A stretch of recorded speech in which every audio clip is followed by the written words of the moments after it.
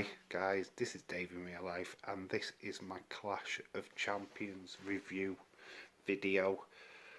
Yeah, straight off the bat, breaking news before the pay-per-view even kicked off that two matches were cancelled due to an outbreak of COVID at the Performance Centre.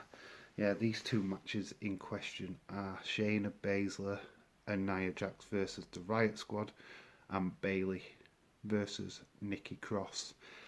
Yeah, we do see Bayley on the show later on, but yeah, these two matches stripped off. Yeah, we are getting an explanation to why the tag team match was cancelled on Monday Night Raw. But yeah, I think it is for the above reason. Whether they give a kayfabe reason for it, we'll wait and see. We go into the show, which was the kickoff show first. Due to this news, Asuka and Zelina Vega made it to the main card. This relegated the SmackDown Tag Team Championship match between Nakamura and Cesaro versus Lucha House Party. This was a pretty good match, a pretty steady tag team match to be fair. Yeah, the obvious winners was Nakamura and Cesaro. Although there were some good spots and interesting things from Lucha House Party, but yeah, Nakamura and Cesaro won this one. We go on to the first match of the main card, and yeah, I think this got more time due to the cancellation of the two matches I mentioned previously. And what a match. This was a classic ladder match in my opinion, which saw Sami Zayn, AJ Styles and the defending champion Jeff Hardy. Oh, this was a spot fest and a half. Ladders used, even the Hornswoggle ladder got into the action. There was a Sonton bomb off the top of the largest ladder by Jeff Hardy, of course, which looked amazing. Yeah, this was won by Sami Zayn in the end, which just showed genius in fact, as he produced handcuffs. He put Jeff Hardy here, connected to a ladder with the handcuffs. So yeah, Jeff had to carry a ladder and try and retrieve the IC Championship belts. He also did a similar thing to AJ Styles. At first he was handcuffed to Sami, then Sami uncuffed himself with a key which he had in his mouth, then handcuffed AJ Styles to the ladder, and then was able to retrieve, well, both the belts. So we have a new IC champion in Sami Zayn. A backstage skit was seeing R-Truth dressed up as a prospector. He walked into a referee locker room, which he was met by Drew Gulak, yes, who surprise roll up yet again for a 1-2-3, and is now your new 24/7 champion. So yeah, two title changes in quick succession there, so that was pretty good. Then we go on to the revised match, which was the supposed kick-off show match, Asuka versus Zelina Vega. Yeah, Asuka retained her title, but Zelina Vega looked really good in this match, if I'm being honest. I mean, she has wrestled before. She used to wrestle down in NXT before she became the valet to Andrade. Yes, I think this is a good move for her, moving her away from that spot, putting her into the singles division on Raw is a good idea, and she looks pretty good. I think this is going to be a feud that continues for a little while. Yeah, so Asuka won, but then gets attacked by Selena at the end. Not really surprised by the result, but yeah, I think Selena Vega is certainly one to watch out for in the future. We go on to the next match, which is for the US title, which pitted Bobby Lashley versus Apollo Crews. Lashley won, which was yet again no surprise. These matches need to end now, really. I mean, how many times have we seen like Apollo Crews versus a member of the business? Move them away.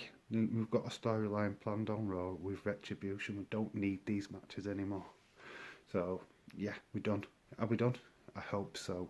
Come on, WWE and creative team, put a pin in it. Apollo Crews doesn't need to be involved with the business anymore.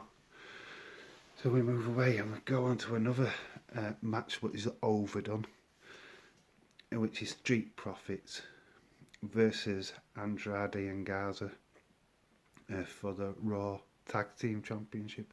How many times have we seen this on Raw? How many times have we seen this on pay-per-view?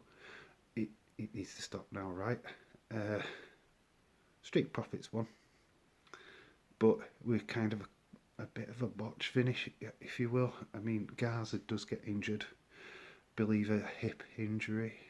So yeah, you can see a referee throwing the X symbol. So that happened.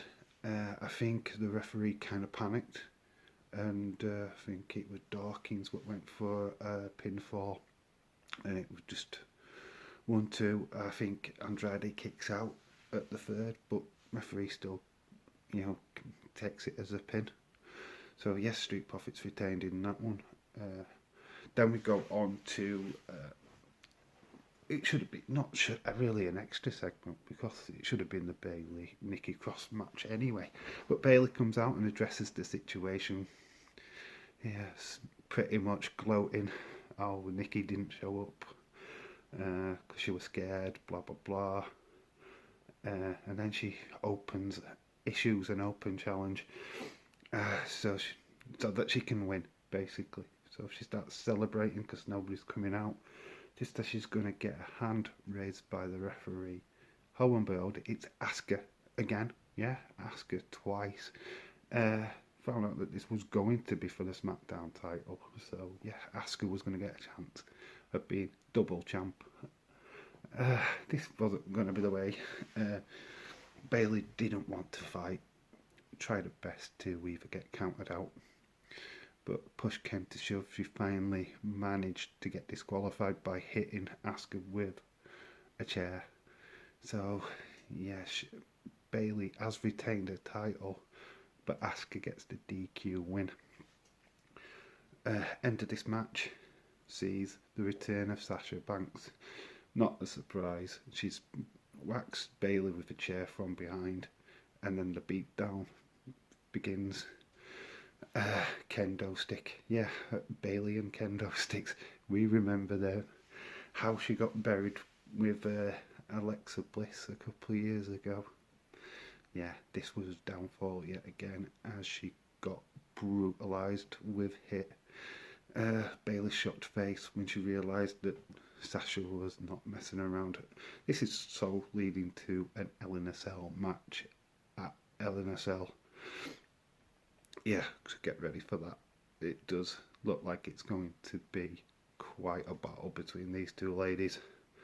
We go on to the first part of the main event, which sees Drew McIntyre versus Randy Orton. Yeah, this always had brutal intentions already. Ambulance matches tend to be quite tasty in action, and this didn't fail. Do think how the match played out were a little bit too structured, a little bit too scripted. Just as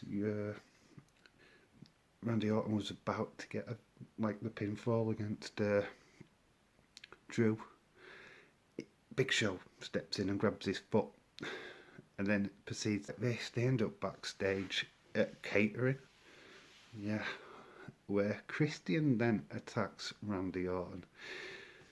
We're back out into the arena, back where the ambulance is. They're on top of the ambulance. Then Shawn Michaels super kicks Randy Orton off top of the ambulance. Yeah, it was just like little bits like this just happened.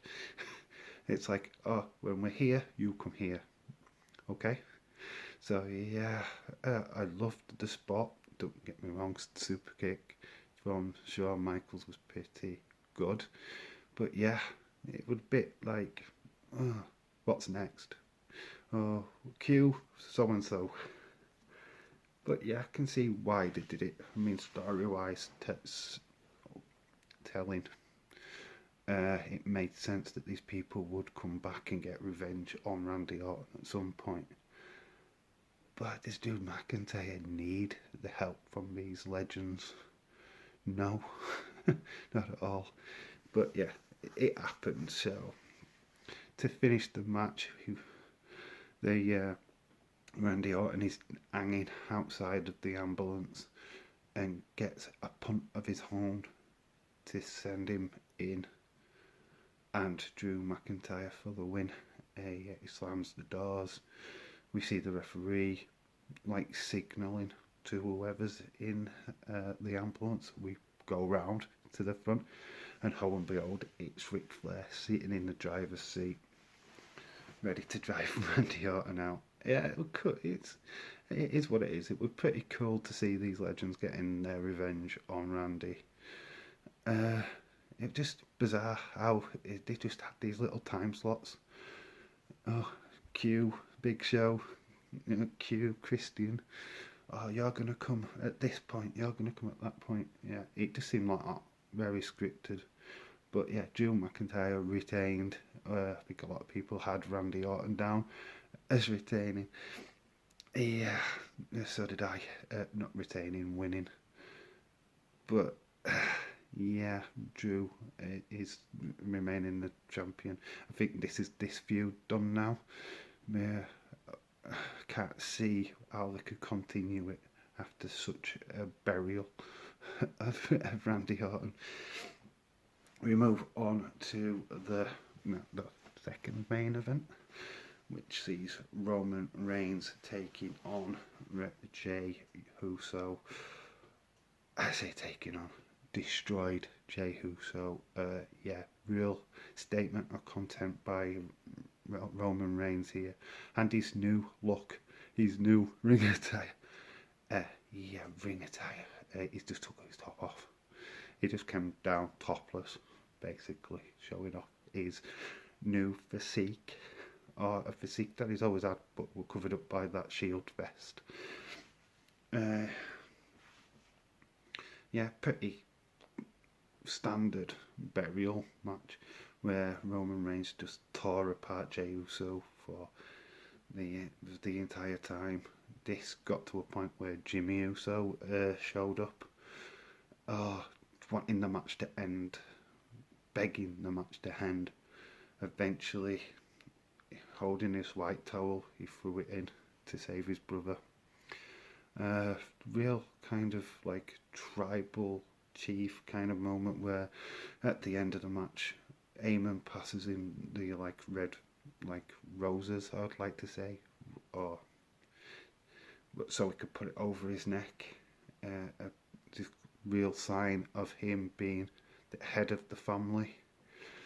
So leading to something more at WrestleMania next year. Hopefully we will see that Roman Reigns versus The Rock passing of the torch match that we was hoping to see.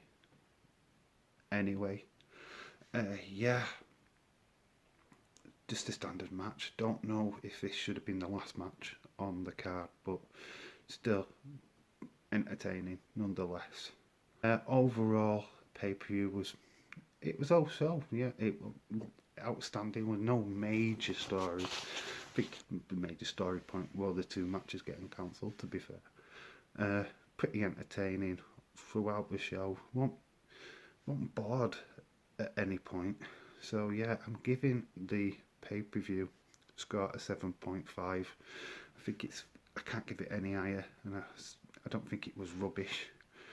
I just think there were a lot of stuff there, a lot of matches what were fuller. I think the main event, maybe not. I think the ambulance match should have been the main event, but yeah, small little nitpicks really. Pretty entertaining show.